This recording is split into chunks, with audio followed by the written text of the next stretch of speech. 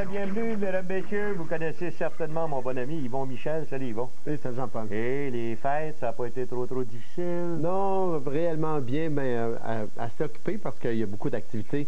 On redémarre sur les chapeaux de roue la nouvelle année, mais non, ça va très bien, on n'a pas abusé trop. Bravo! On vous souhaite certainement un bon début d'année, mesdames, messieurs. Et dans le monde de la boxe, il faut vous dire tout de suite, nous allons vous présenter notre revue d'année, comme on fait d'habitude.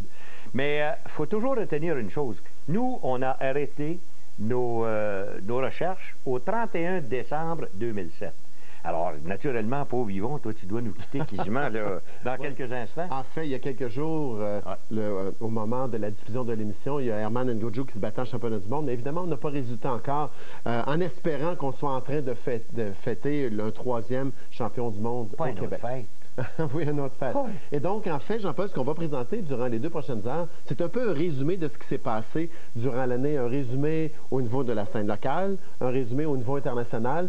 Et on a tenté de trouver les principaux acteurs dans l'année. Peut-être que vos choix ne seraient pas comme les nôtres, et mais je suis certain qu'on a identifié en général dans diverses catégories ceux qui ont joué des rôles prédominants en boxe professionnelle cette année. Ôtez les paroles de la bouche. Si je vous dis, mesdames, messieurs, dans cet endroit, on a présenté 21 combats de boxe. Correct? 21 programmes. Oui, ben, pas de combats, oui, des programmes, excusez-moi, pas d'insultes. La première chose qui va vous venir à l'esprit, c'est Las Vegas. Non, c'est Las Montréal, Las Québec en tout cas. Veux-tu expliquer un petit peu ce qui s'est passé au cours de l'année? On a présenté au Québec 21 programmes, mais ça, c'est à part parce que les promoteurs d'ici ont été aussi actifs à l'extérieur du Québec, mais 21 programmes. Et on a donc au Québec, il y a eu 2 combats de championnat du monde. Ouais. Il y a 3 boxeurs qui se sont qualifiés. Les 2 combats de championnat du monde, évidemment, c'est Lucian Boutet et Johan Shamsin. On a 3 boxeurs qui se sont qualifiés pour devenir aspirants obligatoires dans leur division.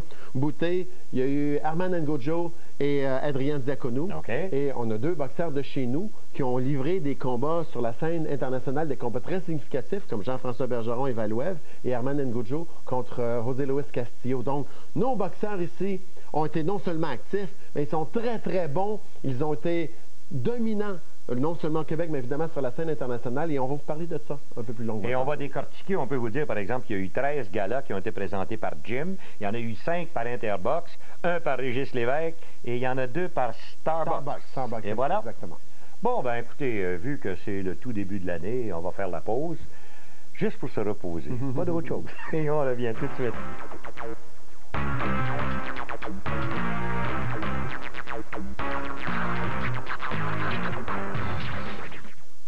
C'est vraiment une très inconfortable situation. Les ventes ont des crampes. J'ai gardé le silence, mais maintenant ça va s'ébruiter. Préoccupé par des gaz, les bandes minces Gazex se dissolvent rapidement. Ça soulage rapidement les gaz. Gazex, plus de pression. Si c'est intense sur le patinoire, c'est intense dans la foule. Et quand la foule est gonflée à bloc, tout peut arriver. Go! Bandeno passe à Higgins. Higgins vers Bandeno et le but!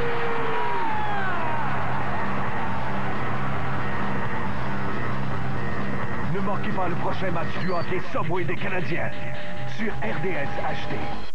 Hey Benoît, avais-tu aimé ça passer une journée spéciale avec ton équipe au Centre Bell lorsque tu étais jeune? J'aurais trippé, c'est sûr, genre.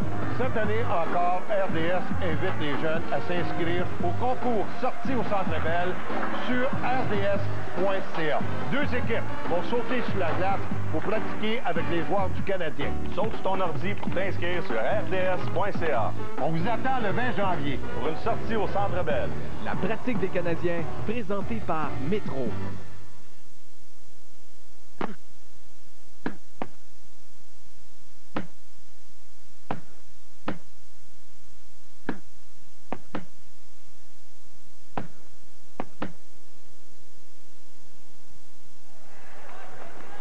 Les gars, faut qu'on travaille d'un coin.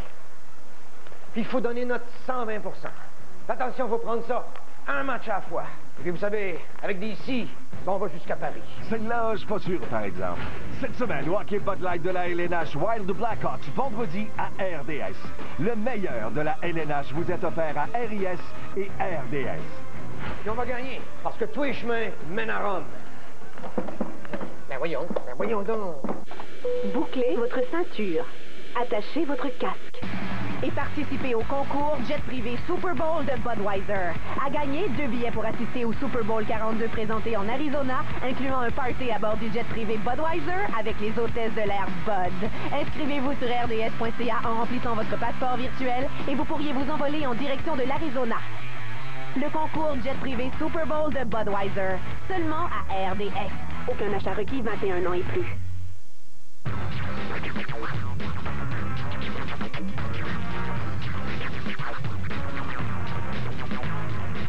Alors, nous passons en revue l'année 2007 dans le monde de la boxe et on vous dira vers la fin de l'émission qu'est-ce qu'on prévoit pour l'année 2008. Alors, si on y allait tout de suite avec la recrue de l'année, mais sur la scène internationale. Et la recrue de l'année, on n'a pas identifié un boxeur qui débutait parce que c'est un peu difficile pour nous d'aller voir en Allemagne, en Russie, aux États-Unis qui débute, mais on a mis comme recrue un boxeur qui a progressé tellement, qui s'est retrouvé parmi les meilleurs au monde de sa division, un boxeur qu'on n'attendait pas.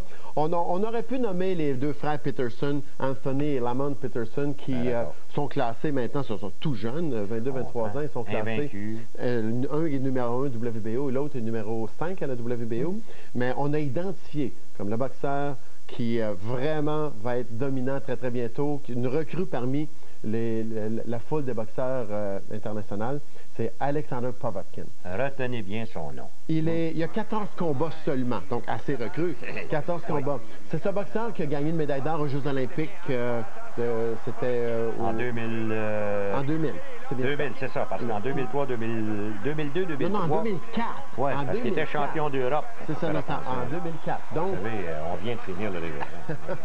Donc, Povetkin s'est battu avec Patrice Lheureux, il a fait 4 combats, mais surtout ses victoires contre Larry Donald et Chris Bird, l'ancien champion du monde, font de lui l'un des deux aspirants principaux dans sa division. Et Alexander Povetkin, c'est écrit dans le ciel, il va être un jour champion du monde. Ce bat, le 26 janvier prochain, ça va se passer en Allemagne, c'est contre Eddie Chambers. Et c'est pour devenir l'aspirant obligatoire. Et voilà.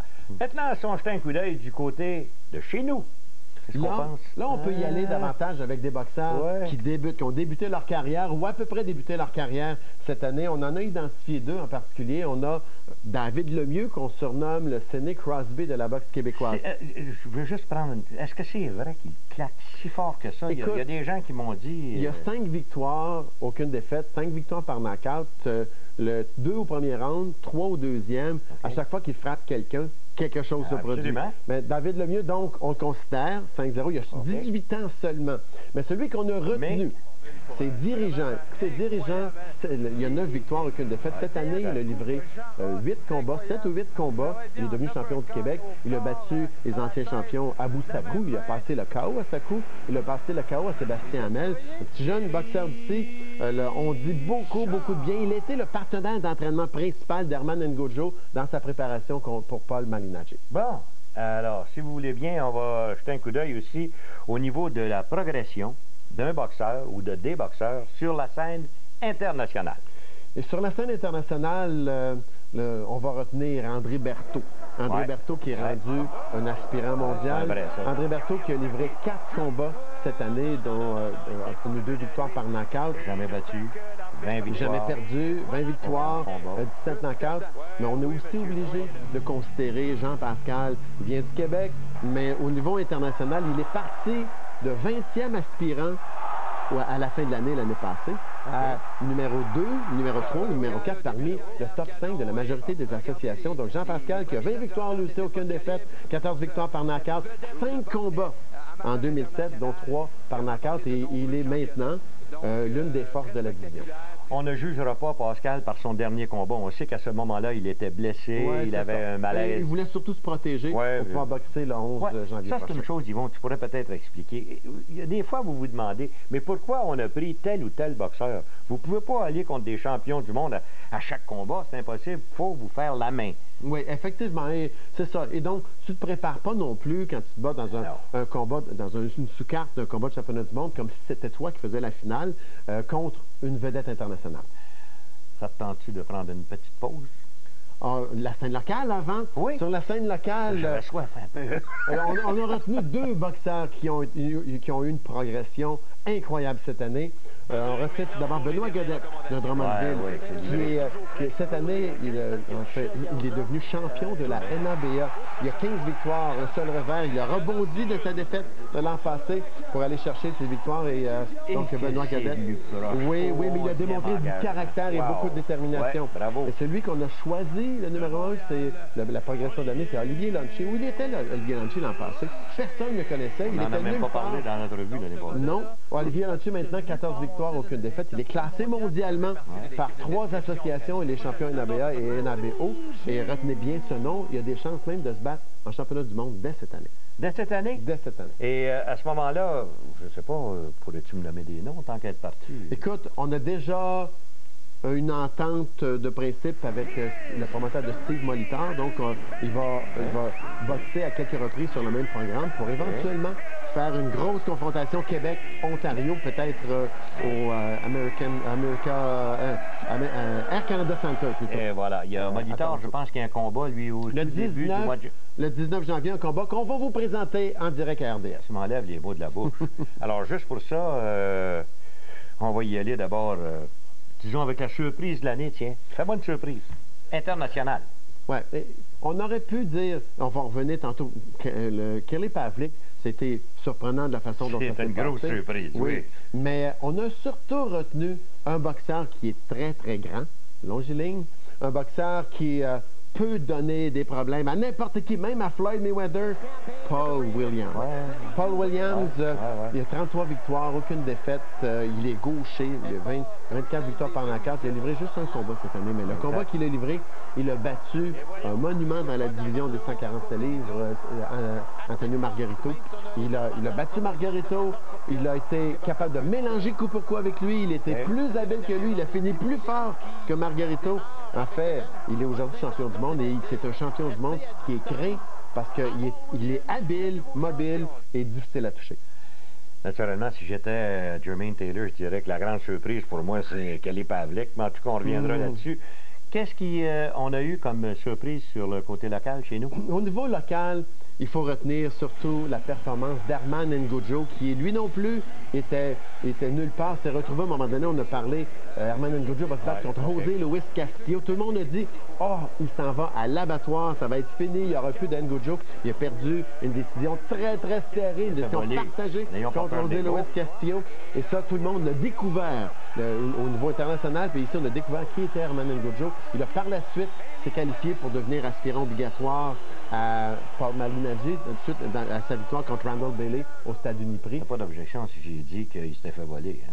Non, pas d'objection. Il y en a beaucoup, et nous sommes aussi de cet avis. Bravo. Juste pour ça, c'est après. On s'arrête un instant.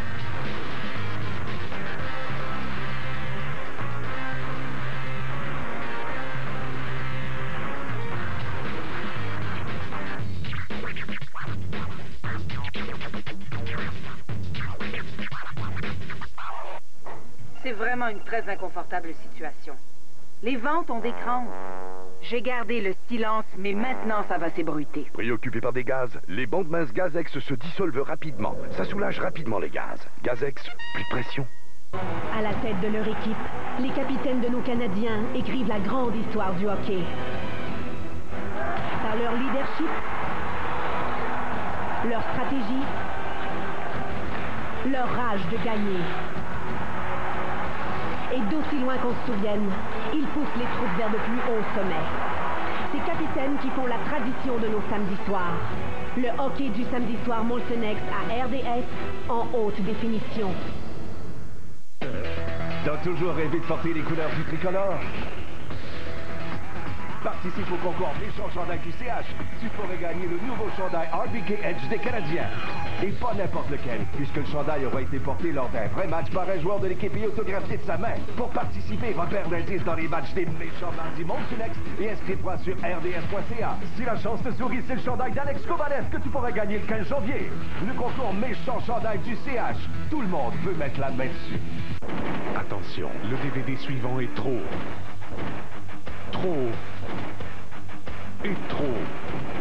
pour le montrer à la télé. Feu à volonté. En vente aujourd'hui sur DVD et Blu-ray. C'est Sport 30. Faut pas que tu le manques. Les dernières nouvelles de vos équipes préférées, les exploits sportifs du jour, les classements, le top 10, les entrevues de vestiaire. On n'est pas encore parfait. Plus de 30 analystes pour un contenu de sport solide et un divertissement assuré. À 18h, Chantal Maccabé et Marc Labrec passent au peigne fin tous les événements sportifs qui meubleront votre soirée. À 22h, c'est Frédéric Plante et Yannick Bouchard qui vous résument tous les événements sportifs du jour avec une pointe d'humour. Sport 30 à 18h et 22h, soyez-y. L'actualité de vos Canadiens, les faits saillants des grands exploits, les extraits des meilleures émissions de RDS. La zone vidéo du RDS.ca, c'est tout ça, mais c'est aussi près de 6000 clips vidéo mis à jour 7 jours sur 7. Étant la référence incontestée du clip sportif au Québec, la zone vidéo du RDS.ca vous permet de revoir les moments forts de l'actualité sportive, où et quand vous le voulez. Cliquez pour voir. La zone vidéo du RDS.ca, une présentation de Dodge.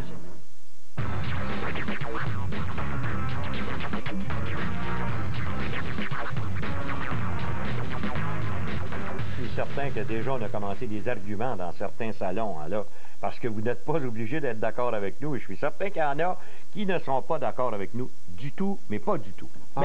En fait, l'objectif, c'est de mettre en relief certaines performances et d'ouvrir la discussion. Tu sais, la boxe, c'est toujours la même chose. Hein? Mon boxeur de l'année, je dois vous dire, tiens, on s'est assis tous les deux. Mon boxeur de l'année, c'était pas le boxeur d'Yvon. Le boxeur d'Yvon n'était pas le mien, et ainsi de suite. Au niveau local et international. Il y a des consensus. Et quand on dit, OK, c'est correct, c'est ça vient de s'éteindre parce que quand va arriver le combat de l'année, faites bien attention.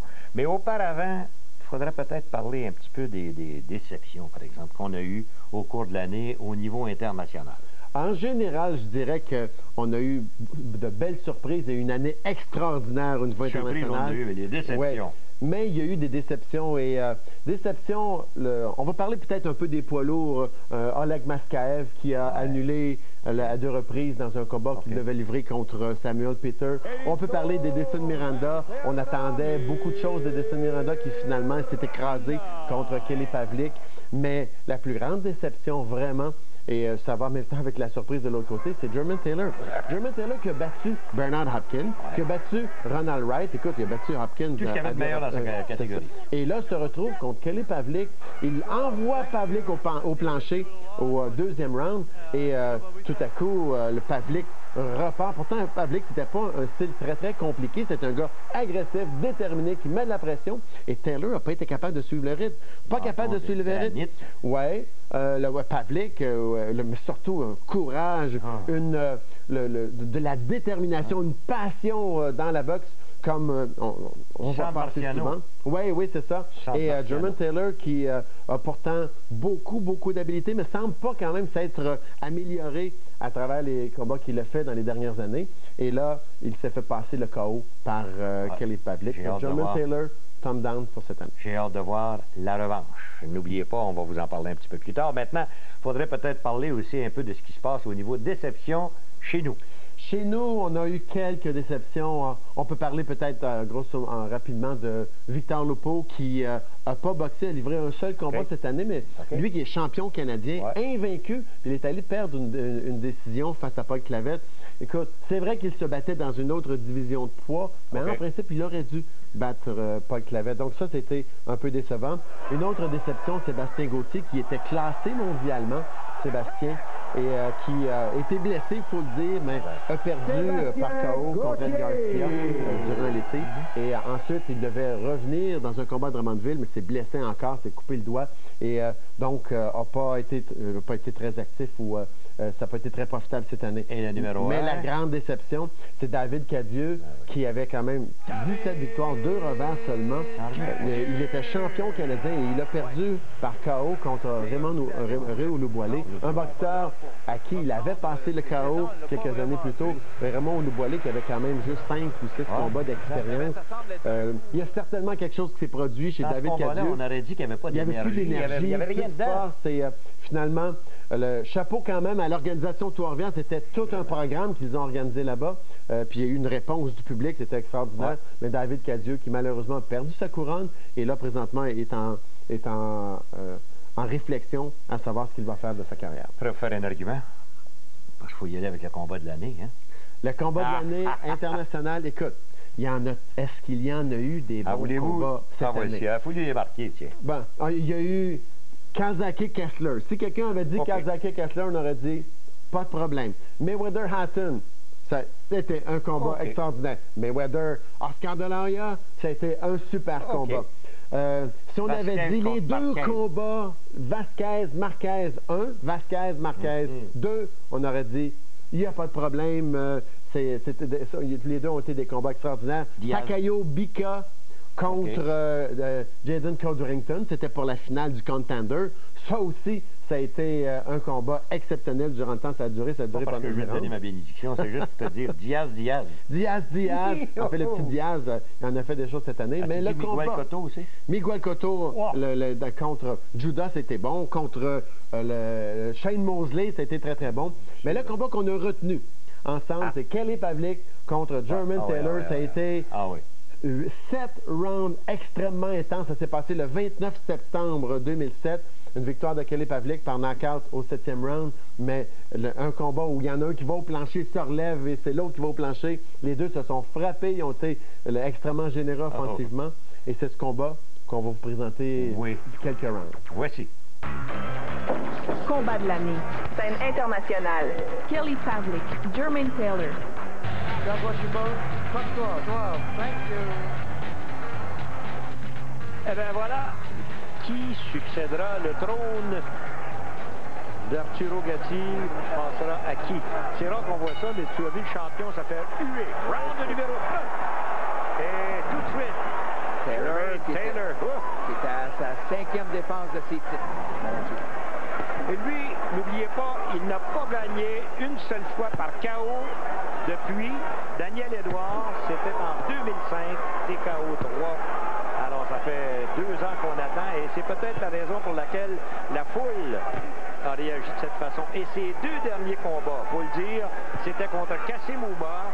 Il a gagné 18-10, 118-110, 117-111, 115-113. Et Corey Spinks était une décision majoritaire, Bernard. Oui, c'est ça. Partagé.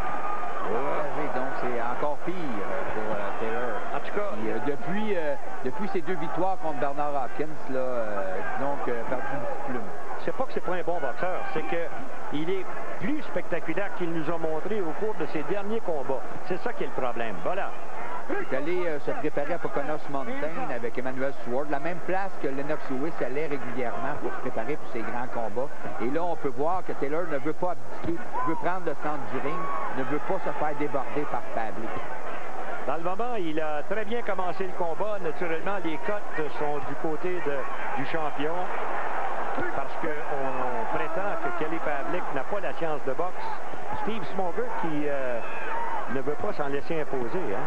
Taylor qui va bien, réussit à toucher la cible régulièrement avec ses coups directs. Très bien. Alors, lui qui avait déjà battu Pavlik dans les qualifications américaines olympiques en 2000. Deuxième droite.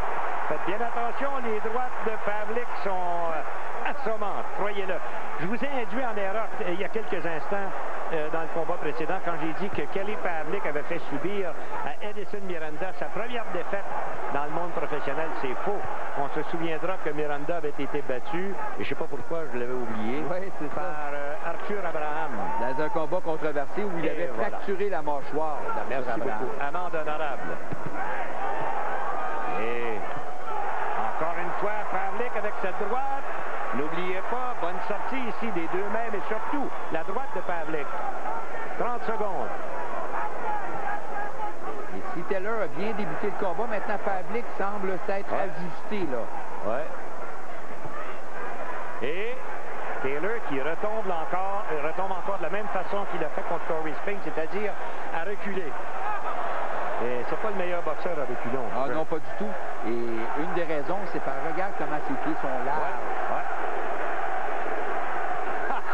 Et la foule qui scande Pavlik, le nom de Kelly. Et là-dessus, nous, on va s'arrêter.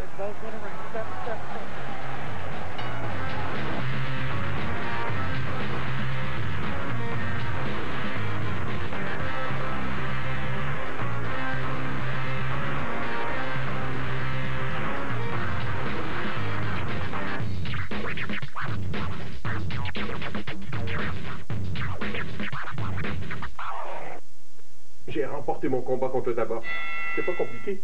Avec le défi J'arrête, j'y gagne, il y a 2 participants sur 3 qui mettent la cigarette KO. Inscrivez-vous avant le 15 février sur défitabac.ca. Fascinante, les cheerleaders, hein? Des fois, vous en oubliez presque pourquoi vous êtes là. Mais quand arrivent les éliminatoires, il faut se ressaisir.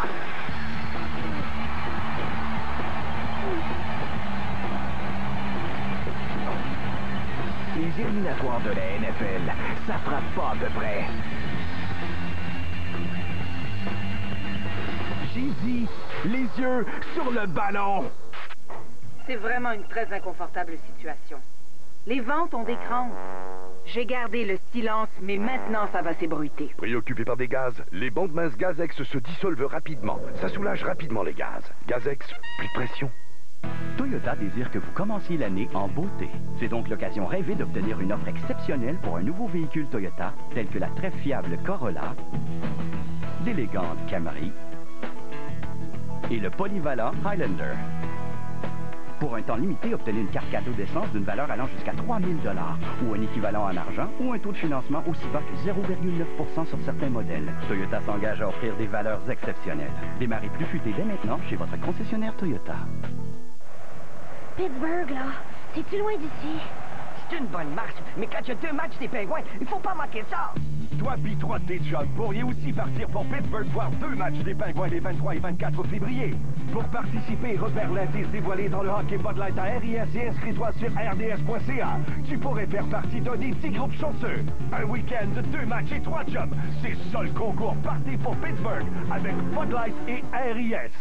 J'espère que je vais arriver à temps. RDS lève le voile. Cette année, RDS HD présente les 82 matchs de vos Canadiens en haute définition. Une image plus claire, plus nette, plus réelle que jamais. Vous ne vous serez jamais senti aussi près de l'action. Un nouveau monde vous attend sur RDS HD.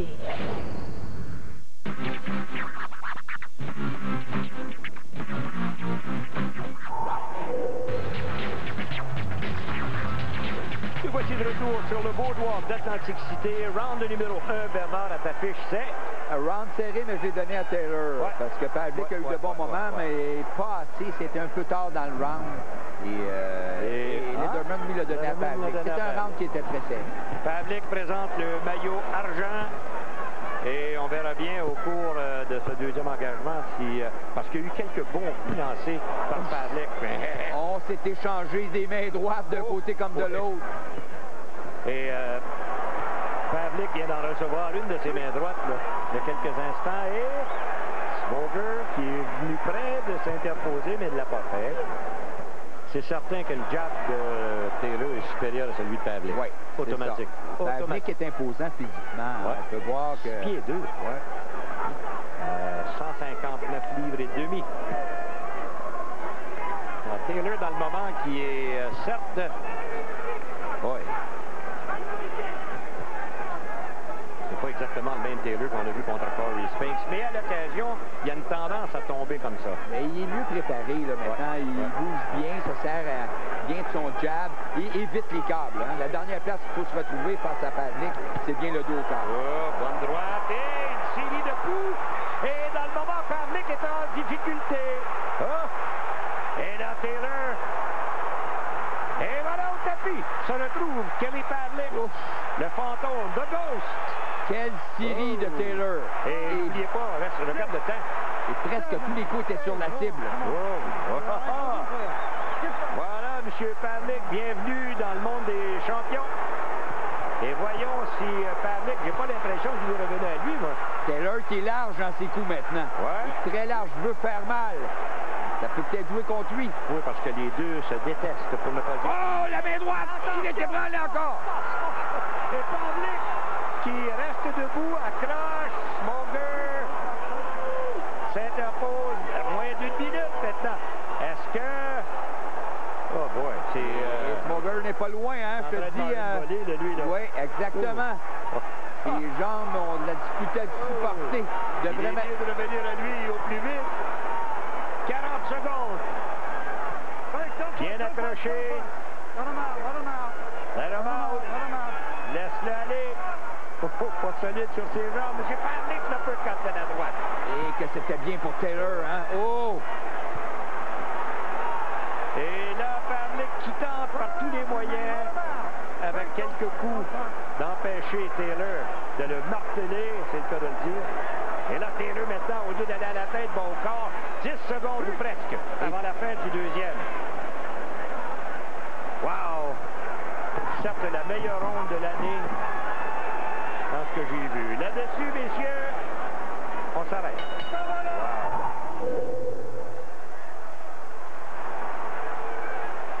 Et la foule est debout. Est-ce que Pavlik a repris ses sens? Voyons. 19-18. Et ça, là, ça prenait toute une condition physique pour rester sur ses jambes à la fin du round, après avoir été malmené de la sorte. Alors, voyons si Pavlik sera capable de reprendre ses sens. Dans le moment, ne montre pas de signe d'avarie. Et dans le moment, c'est lui qui vient de lancer une bonne droite. Dans le coin, maintenant, la foule tout de suite qui réagit. Il a amené Taylor dans les câbles en début de round. Et Smoger a l'air d'avoir autant de plaisir que nous autres et la foule qui est là. Mais quel début de combat canon! Eh bien, on s'attendait à une pétarade et voilà, la voici. Science de boxe du côté de Taylor. La force de frappe du côté de Kelly Pavlik. Mais dans le deuxième engagement, par exemple, il faut dire que la force de frappe est allée chez Taylor. À un coup de poing. Exactement. Et Taylor, en contre-attaque, a réussi à placer sa main arrière. Mais Pavlik bouge bien maintenant. Ouais. Ah, encore une fois, la main droite de Pavlik passe bien. Ça sert très bien de sa portée. Et je demeure convaincu que Pavlik cogne pas mal plus fort que Jermaine Taylor. Donc, s'il atteint la cible, malgré que Taylor a un assez bon menton. Et là, dans le moment, je ne sais pas pourquoi, mais il me semble que l'initiative est en train de changer de côté. Et je ne comprends pas la stratégie de Taylor. Ah, Pavlik avec un bon jab. Tous ses coups forts maintenant. Bon, voilà, bonne riposte, surtout avec la droite. C'est une combinaison 1-2 de la part de Taylor. Je ne sais pas qu'est-ce qu'on lui a dit dans le coin, mais on l'a motivé pas à peu près, là. On est à 1 minute près de la fin du troisième engagement. Steve Smoger sépare les deux hommes. On reprend au centre du ring. Le peut pas raté. Maintenant, Pavlik avec une droite encrochée à la tête. Complètement revenu à lui. Oui, c'est ça. Et avec sa main droite, il a passé tout un message à Taylor au début du round.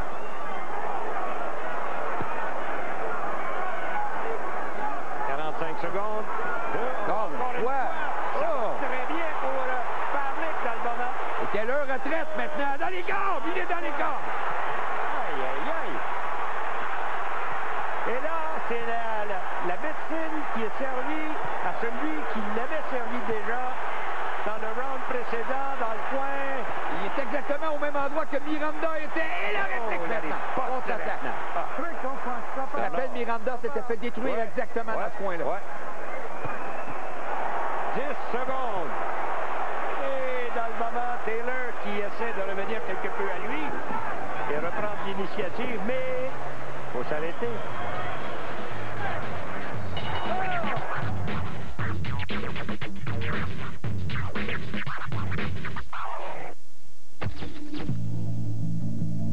Qui serez-vous?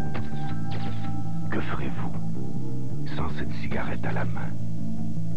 Vous ne le saurez jamais avant d'avoir cessé de fumer. Arrêtez de fumer. Gardez la flamme. Avec la nouvelle gomme Thrive, le choix sensé pour doubler vos chances de cesser de fumer. Arrêtez de fumer. Gardez la flamme. La nouvelle gomme Thrive. RDS lève le voile. Cette année, RDS HD présente les 82 matchs de vos Canadiens en haute définition. Une image plus claire, plus nette, plus réelle que jamais. Vous ne vous serez jamais senti aussi près de l'action. Un nouveau monde vous attend sur RDS HD. Toyota désire que vous commenciez l'année en beauté. C'est donc l'occasion rêvée d'obtenir une offre exceptionnelle pour un nouveau véhicule Toyota, tel que la très fiable Corolla, l'élégante Camry et le polyvalent Highlander. Pour un temps limité, obtenez une carte cadeau d'essence d'une valeur allant jusqu'à 3 000 $ ou un équivalent en argent ou un taux de financement aussi bas que 0,9 % sur certains modèles. Toyota s'engage à offrir des valeurs exceptionnelles. Démarrez plus futé dès maintenant chez votre concessionnaire Toyota.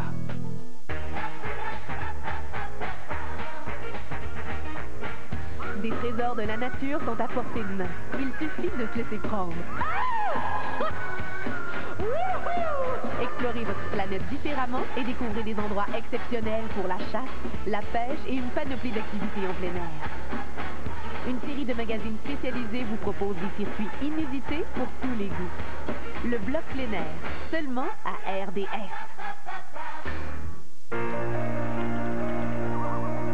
Nous disons tous être sensibles à l'environnement. Mais ce sont nos actions qui démontrent ce que nous ressentons réellement. Et ce sont nos petits gestes qui font la différence. Nous pouvons choisir de recycler ou de continuer à jeter aux ordures. Lorsque vos piles rechargeables ou téléphones cellulaires ne servent plus, recyclez-les. Aidez à faire la différence. Recyclez.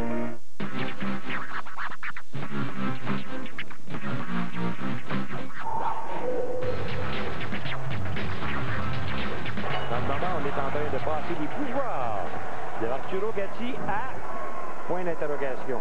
Mais je demeure convaincu que la foule voudrait que ce soit Pavlik. C'est pas exactement ce que prétend Jermaine Taylor. Jermaine Taylor qu'on en avance par un point. Taylor, on en avance par un point. Et Durham, lui a Pavlik en avance par un point. Voilà. Round de numéro 5, combat prévu pour Bouzasso. Et encore une fois, c'est Pavlik. Mais je ne sais pas si tu l'idée, mais il me semble que Pavlik est plus confiant que jamais. Ah oui, oui, ça va bien. Ça va bien. Il oblige Keller à reculer, à retraiter. Et ça, là, ça tellement en bonne position. Et on voit la portée, l'avantage de la portée de Pavlik est important. Pavlik qui a fini le deuxième engagement de peine et de misère, croyez-le, mais on n'a pas eu d'autres explosions de la part de Taylor depuis ce temps-là. Et là, Taylor doit se dire, ouf, ça aurait été bien si ça s'aurait terminé au deuxième. Ouais. Eh ben, il a été trop anxieux, il était à un coup de poing près de finir, mais ça n'a pas fonctionné. Bon, belle tentative, la droite. Main droite par-dessus. Ouais, mais je pense que Pavlik a roulé en même temps, donc absorbé quelque peu. Double jab, bien appliqué, Jermaine Taylor.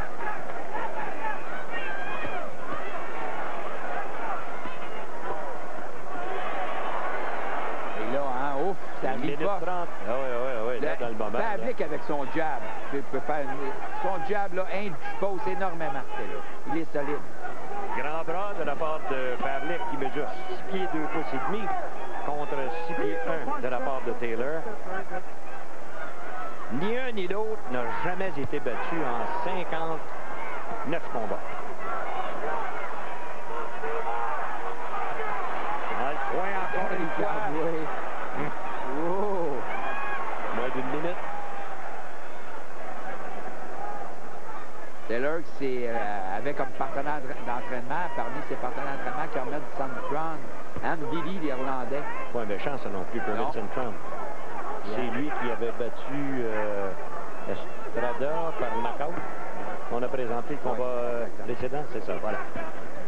30 secondes avant la fin du 5e. Ça s'est calmé quelque peu. Amené jusqu'ici, en tout cas. Mais vous sentez l'explosion qui peut arriver à n'importe quel moment. Double jab, encore une fois, de la part de Taylor. Le crochet a raté. Corps à corps, on est accroché. Steve Smoger sépare les deux hommes. 10 secondes avant la fin du 5e. Ils nous font travailler, Bernard. Hein? On n'est pas habitué. Là. Les derniers combats qu'on a eus n'étaient pas exactement de cette intensité. Et belle riposte de Taylor qui... Quelle fin de round pour Taylor. Et dans le cas, bien entendu, Taylor, on est allé beaucoup sur la motivation. On lui a répété de continuer à travailler. Là. On l'a motivé qu'il soit très actif. Eh bien, on s'attendait à une explosion de part et d'autre et on l'a eu. Et on est rendu tout de même au 6e engagement. On a eu cette tempête Taylor au cours du 2e, alors que au tapis s'est retrouvé Kelly Pavlik. Et à une fraction d'être retiré. À un coup de puissance solide près de se faire sortir du combat. Dans le moment, il faut vous dire que Taylor boxe très bien. Très, très bien. Et bon crochet de la gauche. Taylor, l'autre a raté, par exemple. Et voilà la riposte avec la droite de la part de Pavlik. C'est incroyable comment la main droite de Pavlik passe régulièrement sur la cible. Taylor n'est pas capable de la bloquer avec son avant-bras. Et je demeure convaincu que Pavlik cogne tellement dur qu'éventuellement il peut avoir à l'usure. Une chose est certaine, Jermaine Taylor est en superbe forme physique. Et même chose pour Kelly Pavlik, dont le surnom, c'est le fantôme. The Ghost. Mais le fantôme est toujours dans la face de son opposant. Crochet et avec la droite suivi. Double jab, Pavlik. Taylor qui recule.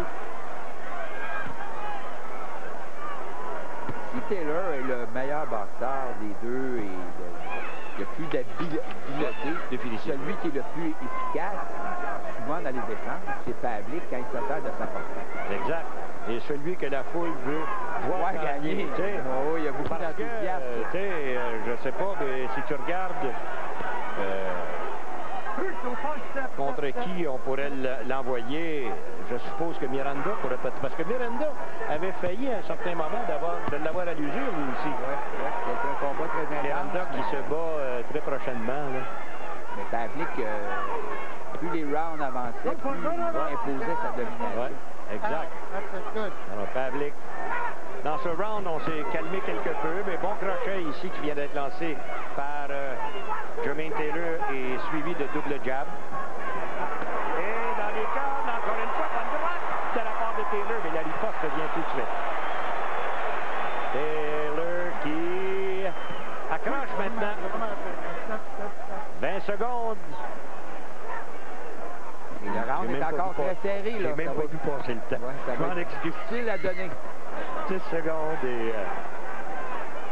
Alors, je vous le dis tout de suite, on a une pause qui s'amène à la fin de ce round. Et voilà.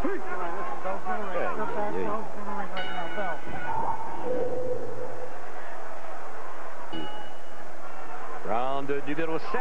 On s'amène au centre du ring. Steve Smoger qui a très, très bien travaillé dans ce combat. Beaucoup au corps de Taylor. Encore, il vient de tenter une deuxième fois. 56-57, on a la même chose, mais pour Taylor. Le contraire, pour Taylor. Alors Taylor qui va encore assez bien et Kelly Pavlik, lui, qui ne montre aucun signe de fatigue, lui non plus. Taylor qui revient, tente d'installer son jab. Son double jab, ça c'était bien. Main arrière de Pavlik. De la part de Pavlik, sa droite, comme vous le savez, elle est explosive. Il frappe lourd, Pavlik. Oui, il frappe très lourd. Et là, il tente d'emmener Taylor dans les câbles encore. Oui, Taylor a cette mauvaise habitude. Quelquefois, il est allé dans les câbles. Il a été capable de s'en sortir en riposte, mais une bonne fois pourtant, il va se faire prendre au piège. Pas habitué de rencontrer des boxeurs dont la force de frappe est comparable à celle de Pavlik. Avec un gabarit comme Pavlik, qui est très intense et qui l'oblige à boxer. Taylor aime mieux, lui, quand ça contrôler l'intensité du combat. Mais avec Pavlik, il n'a pas le choix. Pavlik est toujours dans sa face à lancer des coups. Exact. Bon jab là, de la part de Taylor, mais on aperçoit Pavlik qui veut mettre un peu de pression. Jab, suivi de la droite. Bon jab encore une fois. Même son jab, c'est ça. Son jab, là, indispose énormément Taylor.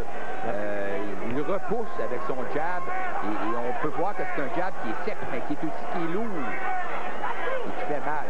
Et tu vois, à chaque fois que le jab arrive, la tête de Taylor. Ah oui, hein? Exactement.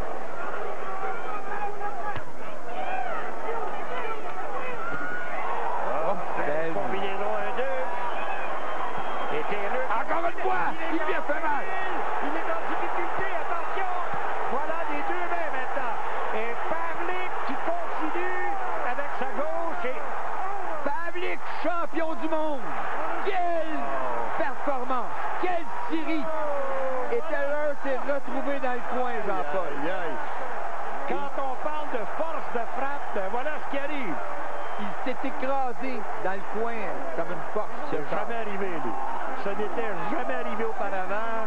Il n'avait jamais perdu. Et maintenant, sa fiche vient d'être souillée à tout jamais.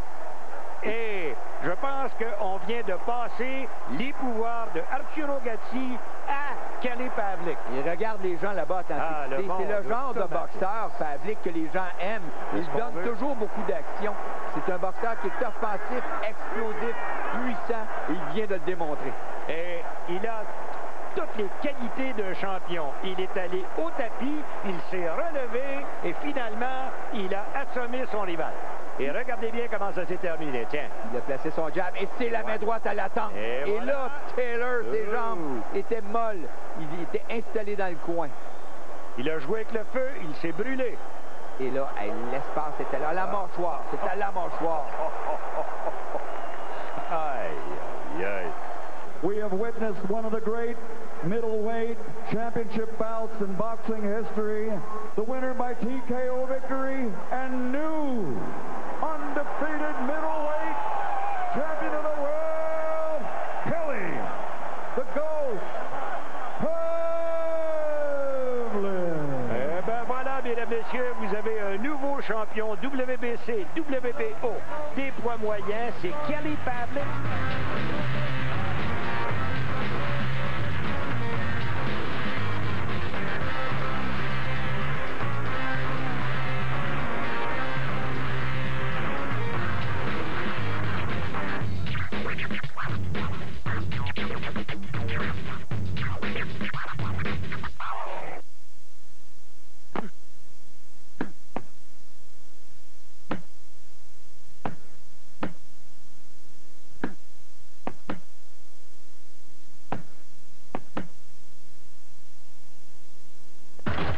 C'est intense sur la patinoire.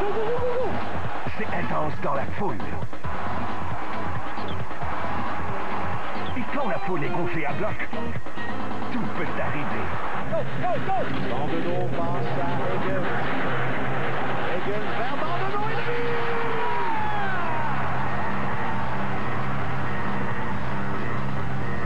Ne manquez pas le prochain match du hockey Subway des Canadiens sur RDS HD. Hey Benoît, avais-tu aimé ça passer une journée spéciale avec ton équipe au Centre Bell lorsque tu étais jeune? J'aurais trippé, c'est sûr, genre. Cette année encore, RDS invite les jeunes à s'inscrire au concours Sortie au Centre Bell sur rds.ca. Deux équipes vont sauter sur la glace pour pratiquer avec les joueurs du Canadien. Saute sur ton ordi pour t'inscrire sur rds.ca. On vous attend le 20 janvier pour une sortie au Centre Bell. La pratique des Canadiens, présentée par Métro. Fascinante, les cheerleaders, hein? Des fois, vous en oubliez presque pourquoi vous êtes là. Mais quand arrivent les éliminatoires, il faut se ressaisir.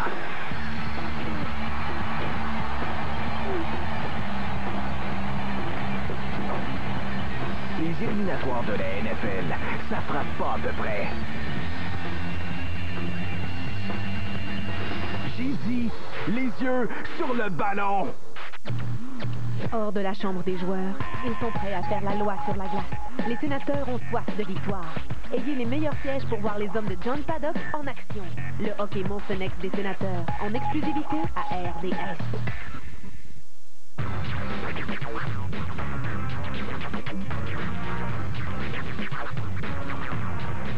C'est difficile de demander mieux comme combat. Incroyable. Vous avez goûté encore une fois à chaque moment de ce On a encore des choix. Combat de l'année, mais chez nous. Il y en a eu de bons combats chez nous. Vraiment de bons combats. Il y a eu des combats de championnat du monde, encore une fois.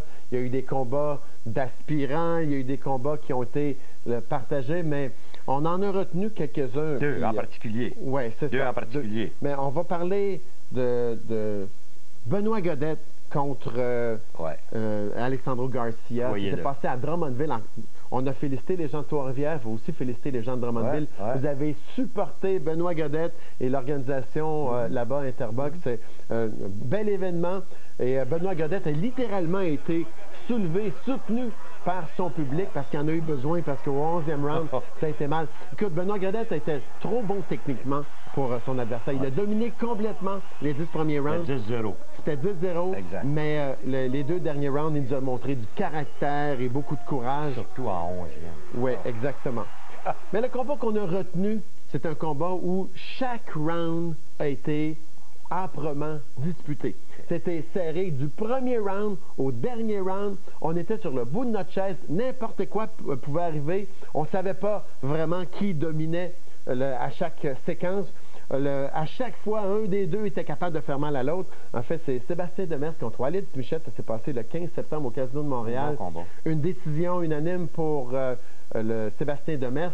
Même si les pointages étaient assez larges, ça ne reflète pas la compétitivité de chaque round. C'était serré à chaque fois et jusqu'au dernier round, on se demandait qu'est-ce qui était pour se produire. On va justement regarder, tiens, quelques séquences du combat. Combat de l'année. Scène locale. Sébastien Demers, Walid Smichet. Enjeu important pour Demers qui doit nous prouver qu'il est revenu au sommet de, de sa division et en même temps pour Walid Smichet de confirmer que c'est lui le maître canadien. Deux gars qui se respectent, qui se connaissent, des amis, je pense, hein, des gars qui se rencontrent régulièrement, mais il n'y a plus d'amis dans le ring aujourd'hui, puisque l'un ou l'autre ne peut se permettre de perdre pour sa carrière. Tout en ne refusant pas le combat, Sébastien doit vraiment se servir de ses meilleurs outils. C'est-à-dire le jab. Le jab, c'est la portée. Et là, Smichet à l'attaque.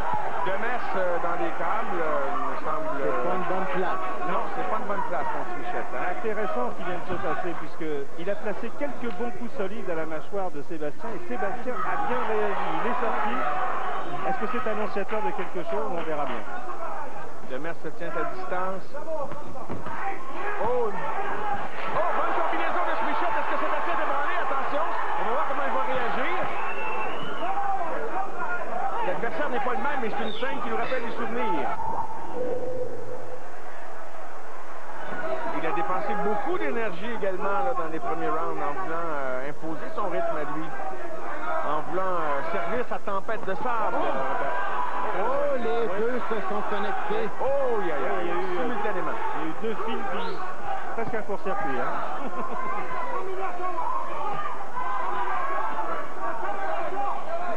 Mario, les deuxièmes c'est le round qui est le plus révélateur au niveau de qu'est-ce que chacun a à offrir. Il empêche Walid de réfléchir. Et il aimerait ça combiner avec l'uppercut, on l'a vu, hein, il l'a essayé à quelques reprises. Beaucoup fort. Combinaison très intéressante. Une droite qui a touché la cible de la part de Smichet. Sébastien semble l'avoir bien encaissé. Tout de suite décolle, repousse Smichet pour retrouver la distance dont il a besoin pour bien manœuvrer. Mais Smichet à l'attaque à nouveau, une pluie de coups. Une tempête de sable. C'est évident que Sébastien ne veut pas se retrouver dans les cadres parce que Walid est très efficace quand il réussit à pousser Sébastien dans ses derniers retranchements. Oh, et là, Walid qui y allait le tout pour le tout. Une nouvelle attaque après avoir repris ses énergies pendant quelques secondes. Là. Ça, j'aime ça quand les boxeurs se retrouvent dans les câbles et on échange, on tente. Pas seulement de retenir, mais de trouver des failles.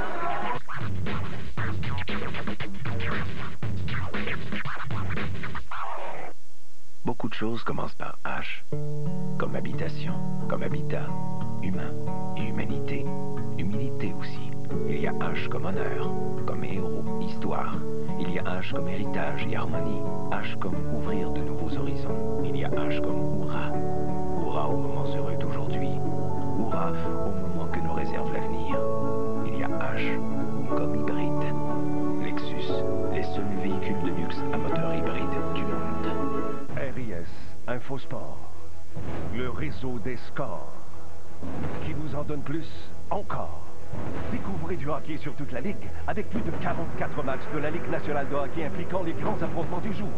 Sans oublier le Monday Night Football, une grande tradition maintenant en français. RIS est maintenant un réseau de sport majeur. Vous êtes fan de sport, fan de score, alors il vous faut RIS Infosport. Appelez votre distributeur sans tarder ou rendez-vous sur infosport.ca. RDS lève le voile.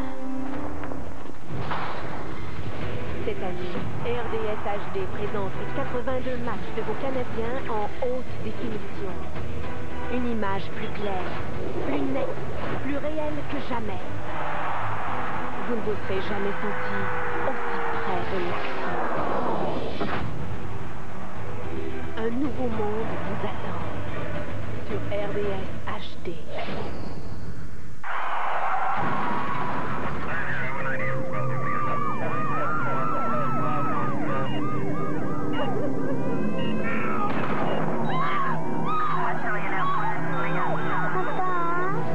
Pourquoi tu ne pars pas travailler? Le stress post-traumatique est une réalité accablante pour le personnel des services urgents. Nous sommes à l'écoute de ceux qui consacrent leur vie à vous aider. Visitez tema.ca.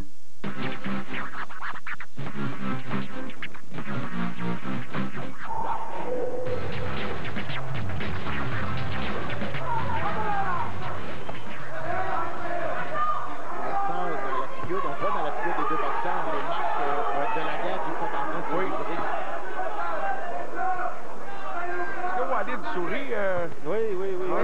Il a un petit sourire en disant, écoute, c'est bien comment tu me fais travailler. On a du fun. Oui.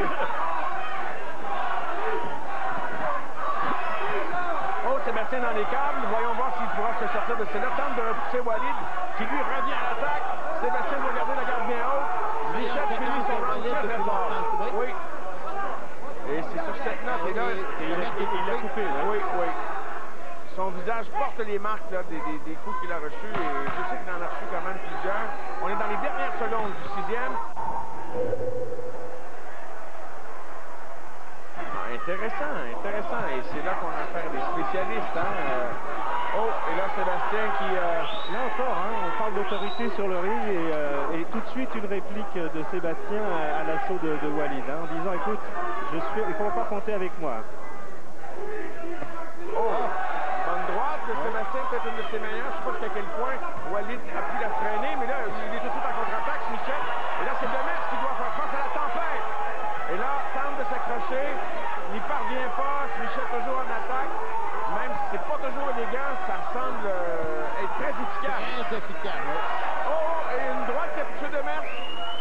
À nouveau à l'attaque. Et Sébastien qui nous montre qu'il a une mâchoire solide parce que les coups qui ont été portés par Michel étaient puissants. Oui, c'est puissant, mais ça fait son œuvre.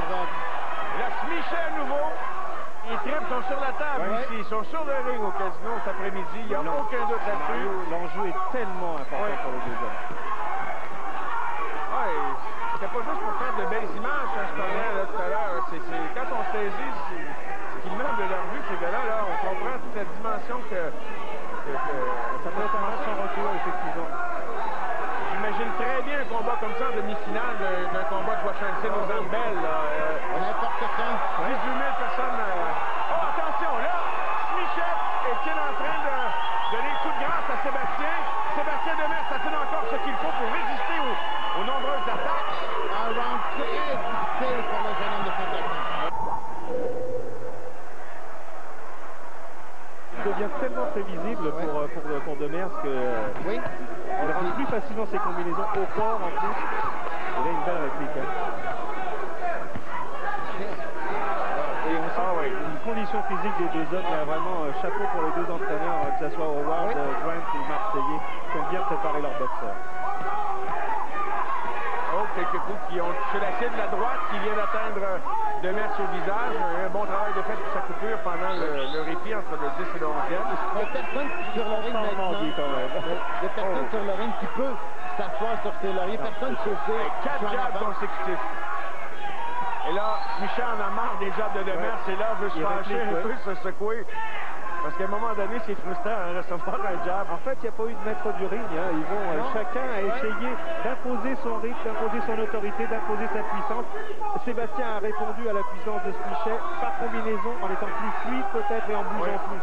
La différence jusqu'à présent, et rien n'est joué encore, mais c'est le jab de Demers.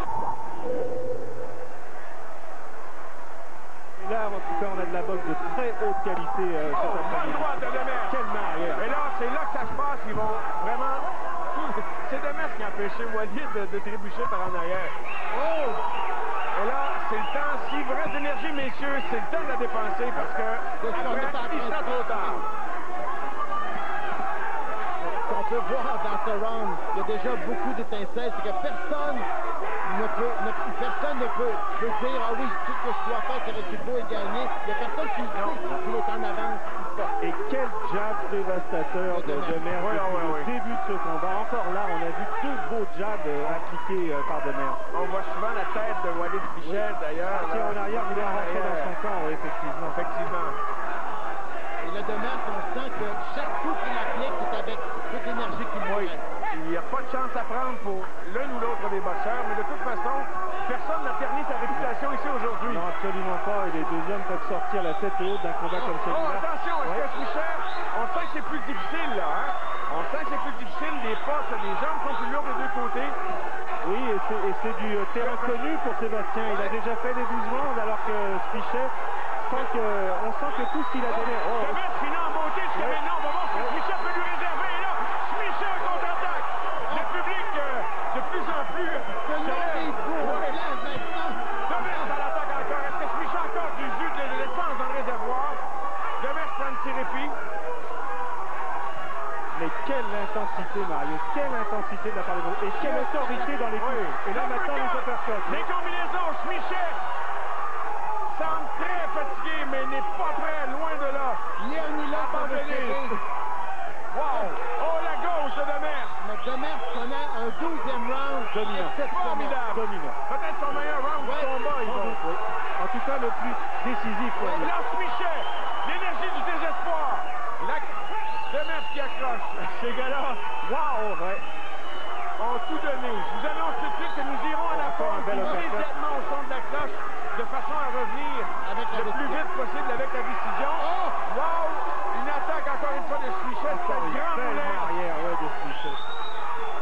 Ça devient indescriptible tellement il est fou, hein?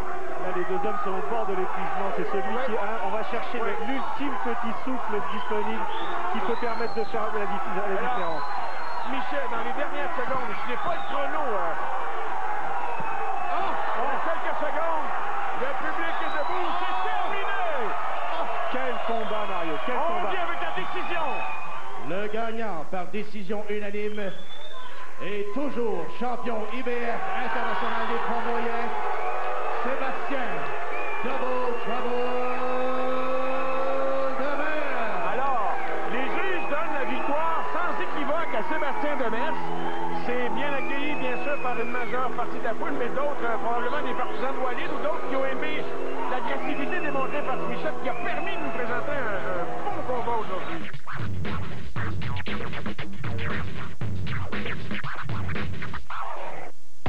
Tu meurs d'envie d'aller au Super Bowl?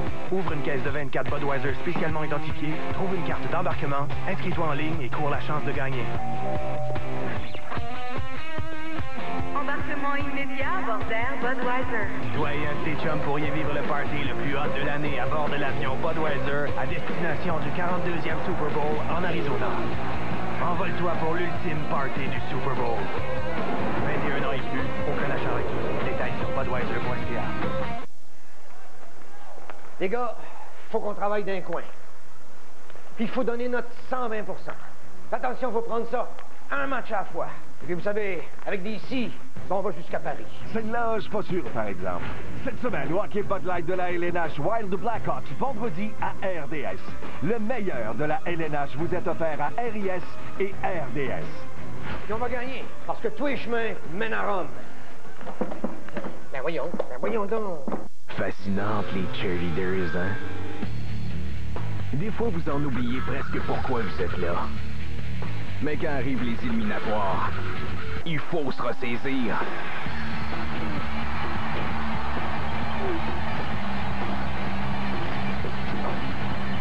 Les éliminatoires de la NFL, ça frappe pas de près.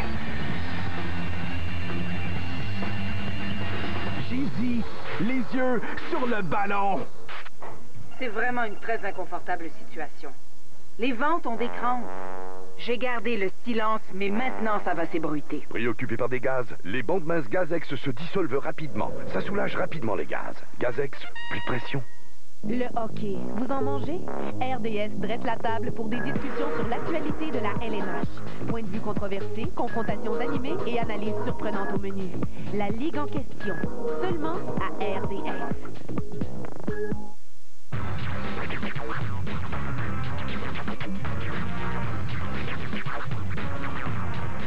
Avant de vous présenter notre boxeur de l'année, j'aimerais bien poser une question à Yvon. Est-ce qu'on va avoir une revanche entre Demers et Smith-Shep, éventuellement? Que c'était un bon combat, un très, très bon combat. Les deux désirent s'affronter à nouveau. Voilà. Et c'est certain qu'on ne peut pas priver le public québécois d'un combat revanche. On devrait avoir ça quelque part au printemps. Le boxeur de l'année sur la scène internationale. Je ne sais pas si vous êtes de notre avis, mais il faut quasiment y aller, hein? Écoute, on avait 5 ou 6 choix. C'est pour démontrer à quel point l'année a été faste, parce que j'ai jamais vu ça, moi. On a hésité, c'était compliqué, on a discuté, on aurait pu arriver avec Manny Pacquiao, qui a connu une année extraordinaire. On aurait pu arriver avec Miguel Cotto, qui a battu ses 3 adversaires cette année. Juan Diaz, qui est devenu champion unifié des poids légers. Joe Karzake, je sais que ça aurait été ton choix. Joe Karzake qui a battu Peter Manfredo Jr. et a battu Michael Kessler. Et, on aurait pu nommer Kelly Pavlik aussi, mais notre choix, c'est Floyd Mayweather. Floyd Mayweather qui contre Oscar de la Hoya. Ils ont établi une nouvelle marque de vente de télé à la carte. Et, écoutez bien, au-delà de 2,3 millions de ventes de télé à la carte.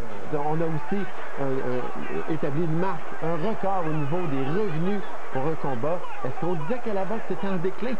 C'est incroyable. Puis Mayweather, qui à la fin de l'année, qui a été parfait, mais parfait. Il est monté dans les grands contre Ricky Hatton. Ça veut dire que les réseaux payants, éventuellement, vont pouvoir lui faire signer un autre contrat. Certainement. Quelque part. Maintenant, on va acheter Floyd Mayweather. OK. Alors, si on parlait un petit peu de ce qui s'est passé chez nous pour le boxeur de l'année, je pense qu'il y en a un en particulier. Bien, il y en a deux. Il y a deux boxeurs qui ont été très dominants. Et là-dessus aussi, on a eu des discussions. On va parler tout d'abord de Joachim Alcine. Joachim Alcine, certainement, il y a une marque qu'on donnait avant, dans le passé à Arturo Gatti comme étant le boxeur ayant obtenu les meilleures performances à l'extérieur du Québec. Joachim Alcine est allé au Connecticut, à Bridgeport. Il a détrôné Travis Sims, qui était invaincu chez les professionnels. Il a ramené ici le titre de la WBA. Et Joachim Alcine, par la suite, a attiré 15 000 personnes au Centre Bell dans sa défense contre Alfredo Mosquera. Donc, on n'en revient pas encore, lui. Là. Non, oui, c'est ça. Voilà. Donc, Joachim Alcine, vraiment un boxeur exceptionnel, un boxeur qui aurait pu être nommé boxeur de l'année. Il aurait été nommé boxeur de l'année n'importe quand dans les autres années ici, mais finalement, le consensus a été à Luchan Boutet. Luchan Boutet qui est devenu aspirant obligatoire cette année en battant Sakayo Bika, qui lui est devenu le champion du contender. Il a par la suite détrôné le Berrio ici au Québec devant une très belle foule au Centre Bell. Boutet qui est de plus en plus populaire ici et donc il est devenu le 2e champion du monde du Québec, au Québec. Le 10e de l'histoire. Des fois, tu m'amènes juste sur le bord. Le plus spectaculaire maintenant sur la scène internationale? On ne l'a pas choisi comme boxeur de l'année, même s'il était un candidat important, mais qui d'autre que Kelly Pavlik? Kelly Pavlik, 3 victoires cette année, 3 victoires par knockout. Il a commencé par José Luis Zertuche. Il a passé le KO à Zertuche. Il a passé le KO à Edson Miranda, Edson Miranda était considéré comme une grande vedette, une force de la nature aux États-Unis. Et finalement, il a passé le KO à German Taylor. Et chaque fois, dans les 3 combats, ça a été très spectaculaire. Il n'a rien laissé, lui, pour ramener au vestiaire. Chez nous, est-ce qu'on a eu aussi des combats assez spectaculaires, selon toi? Il y a un boxeur qui vraiment laisse personne indifférent. Il laisse personne indifférent. Certains l'aiment, je dirais la majorité, certains ne l'aiment pas, le dénigrent, mais quand il est sur le ring, c'est toujours spectaculaire, c'est Jean Pascal. Jean Pascal qui a livré 5 combats cette année, 3 victoires par knockout, il est rapide, mobile, puissant, brillant sur le ring. Réellement, Jean Pascal, il a connu une ascension tout à fait fulgurante cette année. Et au Québec, quand il est sur le ring, il n'y a personne qui regarde à l'extérieur, il n'y a personne qui regarde les round girls. C'est le genre de boxeur que certaines gens aiment à détester. Savez-vous pourquoi? C'est toujours la même chose quand vous avez des grandes vedettes. Tu sais, des Frank Sinatra, il y avait des gens qui disaient « Ah, Frank Sinatra, Et la raison pour laquelle c'est ça semble tellement facile pour eux autres, et ce sont des gens de spectacle. Oui, des shows. Lui, sa préoccupation première après un combat, c'est est-ce que les gens ont aimé ça? Et dans un monde où on a connu dans les dernières années de beaux champions, mais des champions politiquement corrects. Et lui, Jean Pascal, il dit ce qu'il pense. Il ne fait pas de détour. Il dit les choses comme elles le sont. Moi, j'ai entendu des boxeurs qui, à l'extérieur, ne disaient pas la même chose que devant la caméra. Mais lui, il dit les choses comme elles le sont et il se met de la pression. C'est un gars qui a confiance, mais c'est un gars qu'on va aimer. Il se met énormément de pression lui-même sur les épaules, par exemple. C'est qu'à ce moment-là, tu sais, c'est bien beau, yakatak, mais il faut que tu délivres. Au baseball, on a un nom parfait pour ça, c'est un hot dog. Un hot dog, c'est un type qui est excellent d'habitude, et en plus de ça, il est capable de parler, il est capable de vendre des billets, il est capable de faire à peu près tout ce qu'une grande vedette est capable de faire. Et il y a 25 ans seulement. D'accord avec ça? Oui, tout à fait. Bravo. Bon, ben écoutez, tant qu'à parler de boxe et des meilleurs et ainsi de suite, il faudrait bien y aller à vous présenter surtout, et notre opinion, des meilleurs KO de l'année. Comment s'endormir mutuellement sans prendre de pilule? Il y en a eu plusieurs knockouts. On a parlé de Kelly Pavlik sur Taylor tantôt, mais les knockouts, ceux qu'on a retenus, c'est Vasquez, quand Israël Vasquez a passé le KO à Rafael Marquez. Ça, c'était... On va se souvenir de ça. Quand Bika a passé le KO à Jason Codrington aussi, on va se souvenir de ça. On a plusieurs beaux exemples de knockouts qu'on va se souvenir. Oui, je pense que je sais que les gens adorent ça. Parce que naturellement, la base fondamentale de la boxe, bien souvent, pour plusieurs gens, c'est le KO. En fait, c'est comme au baseball, les coups de circuit. C'est comme les tours de chapeau au hockey. Le grand chelem et tout ce que vous voudrez. D'ailleurs, quand vous avez un KO, vous voyez tout de suite la foule se lever. Et naturellement, quand vous arrivez dans des combats comme Mayweather, son dernier contre Ricky Hatton, si vous vous souvenez, bien là, tout le monde était debout quasiment tout le temps. Ça aussi, c'est un knockout à retenir cette année. Il y a des Anglais, là, des Britanniques, qui ne parlent même pas encore aujourd'hui. Ça fait combien de temps que le combat s'est déroulé? Ils ont perdu la voix complètement. On pourrait peut-être aussi jeter un coup d'œil du côté des meilleurs KO de l'année chez nous. Chez nous, il y en a eu plusieurs beaux knockouts. On a retenu Olivier Lonchi contre Osvaldo Lara. Lara qui était pourtant classé 7e à la WBO.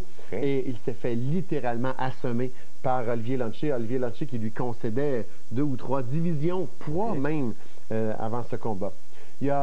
On en a plusieurs, des KO à la tête et des KO au corps. Le KO de Jean Pascal sur Esteban Camus. Un bon crochet au corps qui lui a coupé les jambes complètement. Un peu comme on a vu, tu te souviens, dans le temps quand Hopkins a passé le KO à Scandalaria. Ou encore quand Roy Jones a passé le KO à Virgil Hill.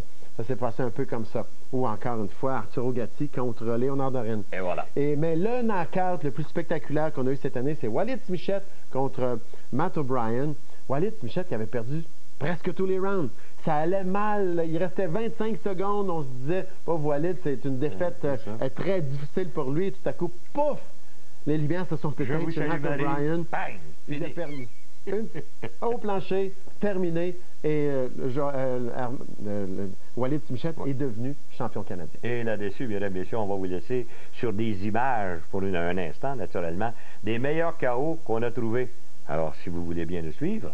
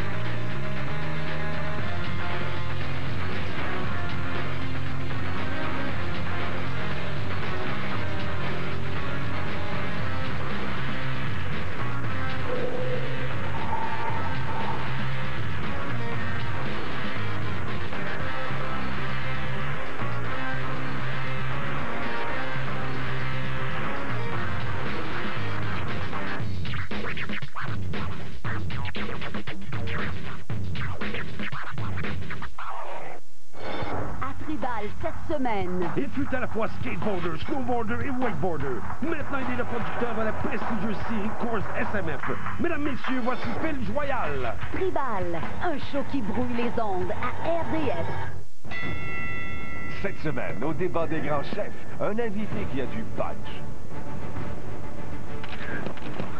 On frappe fort au débat des grands chefs. Samedi après le hockey, avec Lucian Boutet comme invité. Hors de la chambre des joueurs, ils sont prêts à faire la loi sur la glace. Les sénateurs ont soif de victoire.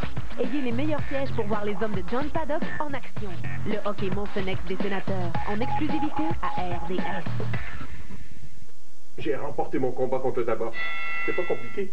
Avec le défi J'arrête, j'y gagne, il y a 2 participants sur 3 qui mettent la cigarette KO. Inscrivez-vous avant le 15 février sur défitabac.ca. Votre magazine sur le monde du ski et de la planche à neige est de retour. Simon Saint-Arnaud vous présente les nouveautés dans l'univers alpin au Québec et à l'étranger. Pour les amateurs et les passionnés des sports de glisse. Ski Mag, seulement à RDS.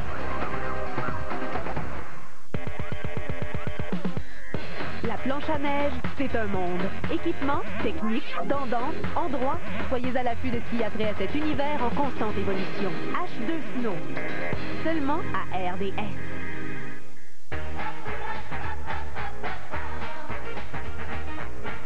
Des trésors de la nature sont à portée de main. Il suffit de se laisser prendre. Explorez votre planète différemment et découvrez des endroits exceptionnels pour la chasse, la pêche et une panoplie d'activités en plein air.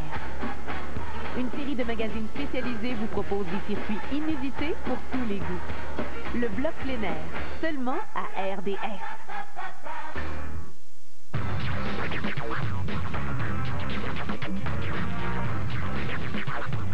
Vous savez, il y a un vieux proverbe qui dit que toute bonne chose a une fin. Et naturellement, dans la carrière d'un boxeur, un jour, le tapis vous part en dessous des pieds. Alors, si on commençait par ceux qui se sont retirés cette année, il y en a un en particulier. Il y a Floyd Mayweather qui a dit qu'il n'était pas se retirer après Ascandalaria, mais personne ne l'a cru.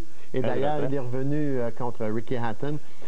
Mais Fernando Vargas a annoncé sa retraite suite à sa défaite contre Ricardo Mayorga. Un bon combat, pourtant une bonne performance de la part des 2 boxeurs, mais on sent que Fernando Vargas était malade, tu l'as mentionné souvent, malade, usé également, et c'est une toute bonne chose pour lui. Il est bien nanti financièrement, il n'y aura pas de problème de ce côté-là. il a donné tout ce qu'il avait à la boxe. À 21 ans, il était champion du monde, mais là, à 30 ans, il est usé à la corde. Bravo. Et ça, c'est une chose que tu as dit, bien nanti. Il n'y a rien de plus beau que j'aime entendre qu'un boxeur qui est bien nanti. Vous vous souviendrez dans l'ancien temps combien de boxeurs n'avaient pas une scène dans leur poche et quoi que ce soit, en tout cas. Et aujourd'hui, au moins, vous regardez autour de vous, il y en a plusieurs d'entre eux qui, peut-être pas comme des joueurs de hockey, mais pas loin. Et si on parlait naturellement des retraites au niveau local. On va passer rapidement, donc Dave Hilton Jr., qui est probablement, on ne le reverra plus sur le ring, mais on va retenir surtout au coup de poing qui nous a fait mal, le coup de poing qui a passé le KO à Arturo Gatti. Arturo Gatti qui, durant une dizaine d'années, nous a fait tellement de belles soirées, de beaux combats, et c'est un athlète extraordinaire. Et il est allé, lui, jusqu'au bout de ses possibilités, même au-delà. Au-delà, autant il trouvait les ressources pour se relever d'un knockout et passer le KO à son adversaire. Il s'est relevé, lui, de ses défaites contre Mayweather, contre De La Hoya. Il s'est relevé de des défaites crève-cœur pour aller chercher des titres. Il a été champion du monde à 2 reprises, mais là, contre Gomez, c'était trop. Sagement, il a dit, pour moi, c'est terminé. Et lui aussi, on parlait de bien nanti. Lui aussi, on n'a pas trop à s'inquiéter de son avenir. Exactement. Yvon, tu me fais plaisir parce que je peux même pas dire un mot de plus, à part d'une chose, peut-être, souhaiter bonne chance et longue vie à Arturo Gatti. Si on jette un coup d'œil maintenant au niveau livre pour livre, et là, je sais que les arguments vont commencer. Tenez-vous bien. Vas-y, Yvon. Absolument. Écoute, notre premier livre pour livre, nous, c'est Floyd Mayweather Jr. Écoute bien, 2 victoires cette année, mais 2 victoires éclatantes. Il est invaincu, 39 victoires, aucune défaite. Il est le champion de la WBC. Le numéro 2, Manny Pacquiao. Il y a un bout de temps, je mettais Pacquiao en avant de Mayweather à cause de son style flamboyant et spectaculaire. Mais finalement, Mayweather, avec sa victoire sur Hatton, est passé devant. Juan Manuel Marquez, qui va être le prochain adversaire de Manny Pacquiao, est rendu, lui, assez beau. Il a passé, il a battu Marco-Antonio Barrera cette année. Bernard Hopkins, écoute, on ne peut pas le tasser. Non, Bernard Hopkins, il a battu Rinky Wright cette année. Il a été efficace et je ne sais pas comment il fait à son âge pour être aussi bon qu'il l'est. 42 Miguel Cotto sur la montée. Miguel Cotto, un jeune boxeur qui n'était pas dans nos 10 meilleurs livres pour livre l'an passé. Joe Calzaghe, écoute, Joe Calzaghe est le meilleur des super moyens. Il a été phénoménal cette année. Apparemment. Contre Bernard Hopkins, on parle du Yankee Stadium. Kelly Pavlik, Arthur Abraham. Ça, est-ce qu'on aimerait ça voir Abraham et Pavlik? Israel Vasquez qui a battu Marquez et Michael Kessler. Quand je parle de battu Marquez, c'est le frère de l'autre, Rafael Marquez. Et Michael Kessler qui, malgré sa défaite contre Joe Calzaghe, n'a rien perdu de sa superbe. Si tu veux jeter un coup d'œil maintenant sur ce qu'on a eu chez nous, par exemple, livre pour livre, chez nous. Joachim Helsin, Joachim a 31 ans, est aux fêtes de sa carrière, 30 victoires invaincues. C'est un record en passant au Québec, 30 victoires consécutives en boxe professionnelle. 2 victoires cette année, il a gagné et défendu le titre mondial. Lucien Boutet, numéro 2, qui lui est devenu aspirant numéro 1 et il a gagné le titre mondial en 2007, il est le champion de la IBF. Steve Molitor, qui est invaincu également, 25-0 chez les professionnels, il est le champion de la IBF. Il a livré 2 combats qu'il a gagnés en 2007. Herman Ngojo, numéro 4, qui lui a été exceptionnel contre José Luis Castillo et après ça, très très bon contre Randall Bailey pour devenir aspirant numéro 1. Jean Pascal, qui est parti de nulle part et s'est retrouvé champion unifié nord-américain, 20 victoires, aucune défaite. Adrien Zacuno, il a livré qu'un seul combat, mais quel combat qu'il a livré cette année en passant le KO à Rico Hoy pour devenir aspirant numéro 1 à la WBC. Olivier Lanchi, qui est lui aussi champion unifié nord-américain et est maintenant classé mondialement de 7e rang. Benoît Gadet de Drummondville, champion de la NABA, est au 8e rang. Troy Ross, il a quand même livré 3 combats cette année. On n'entend pas parler beaucoup, mais il est en Ontario. Il est devenu champion du Commonwealth, il est au 9e rang. Et Joe Jordan de Montréal avec Interbox, il est au 10e rang. 19 victoires, aucune défaite. Il est aussi champion de la NABA. Et si vous le voulez bien, on va jeter un coup d'œil aussi sur ce qu'on aimerait voir en 2008. Avant, il y en a beaucoup qui s'en viennent. Oui, rapidement, on va dire les combats qui sont confirmés, qu'on va voir. Il ne faut pas manquer au niveau international. Roy Jones contre Félix Trinidad, ça va être en janvier. Klitschko contre Ibrahimov, une unification chez les poids lourds, c'est toujours intéressant. C'est en février au Madison Square Garden. Mescaev contre Peter chez les poids lourds, ça aussi c'est intéressant. Pavlik Taylor, numéro 2. J'ai hâte de voir si on va répéter la performance chez Pavlik. Pacquiao contre Manuel Marquez, ça va être excellent. Et Paul Williams, celui qui va revenir. Mais on aimerait voir, écoute, est-ce qu'on va être capable de passer à côté d'un Oscar de la Hoya, Floyd Mayweather 2? Je ne sais pas. Monétairement, je pense que non. On n'est pas capable. Ça, donc, on aimerait voir ça. Ouais. On aimerait aussi certainement voir Cotto contre De La Hoya ou contre Mayweather. OK. Kazaki contre Hopkins, on parle peut-être au Yankee Stadium. Kelly Pavlik contre Arthur Abraham, on aimerait ça voir ça aussi. Okay. Mayweather contre Mosley aussi, on aimerait ça voir ça. Écoute, on pourrait. Et maintenant, au niveau local, les combats qu'on va voir, on a eu Herman Ngojo qui a démarré l'année le 5 janvier dernier. Okay. On va avoir Joachim Alcine au moins en 2 ou 3 combats de championnat du monde. Lucien Boutet en 2 ou 3 combats de championnat du monde. Adrien Diacono contre Chad Dawson. Si Dawson, finalement, a le courage de l'affronter. Donc ça, c'est des combats qu'on va voir. Mais on aimerait voir éventuellement Lucien Boutet contre Michael Kessler. Ça, on aimerait ça. On aimerait voir Jean-Pascal contre Edison Miranda. Absolument. Ça, on aimerait aussi Joachim Alcine en unification contre Vernon Forrest. Ça serait exceptionnel. Et Olivier Lodge contre Steve Molitor, championnat du monde. Et qu'on aurait une belle année si on avait fait ça. C'est pas fini à faire ça, Yvon. Tiens, regardez bien. On va vous en présenter d'autres à la télévision, tiens.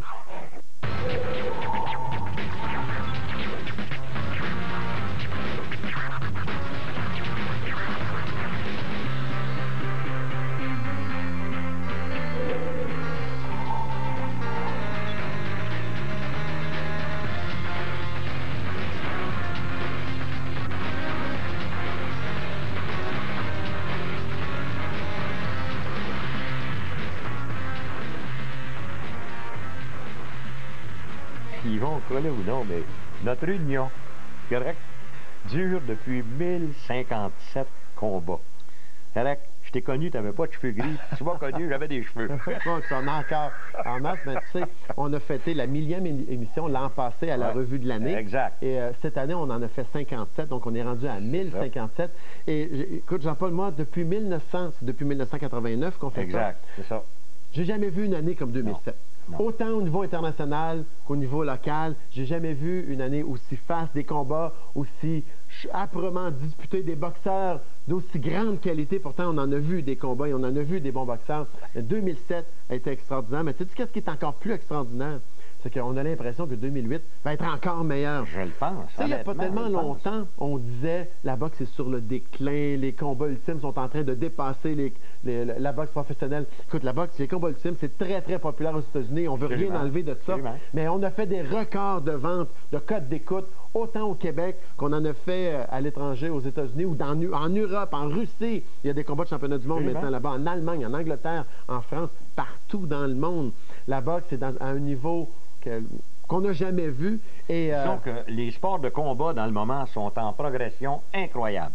Tu sais, il y a 10-12 ans, qu'est-ce qu'on entendait le plus souvent? C'est une commission médicale, ici ou là, qui disait qu'il faut abolir la boxe. Ça fait longtemps qu'on a entendu ce discours. Ça fait longtemps que les gens ont oublié ça. La boxe, c'est un sport qui est là pour rester, un sport qui va rentrer dans vos foyers. Et cette année, on va vous en amener des bons combats. Ça, je vous le promets. C'est très bien dit. 57 combats qu'on a fait cette année? 57 combats cette année. Donc, ça démontre qu'on aurait pu en présenter davantage.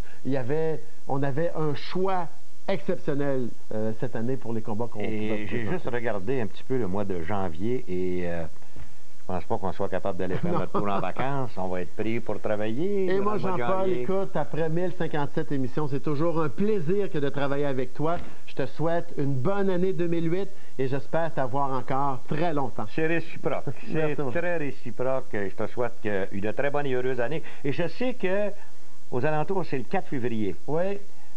Une autre grande surprise dans la vie de Isabelle et de Yvon. Et mon deuxième bébé, il va s'appeler Matteo. Bébé, après Silvio. Comment il va s'appeler? Matteo. Silvio? Matteo? Ouais. Hey. Famille italienne. Mon père s'appelait Silvio. Ah, ben voilà. On va vous laisser sur quelques images, mesdames, messieurs, de ce que peut-être vous aimeriez voir et que vous avez déjà vu. Et il reste juste d'autres choses, comme mot de la fin, peut-être vous dire, on vous souhaite une très bonne et heureuse année de la part de Yvon, de ma part, et surtout, bonne boxe. Salut tout le monde.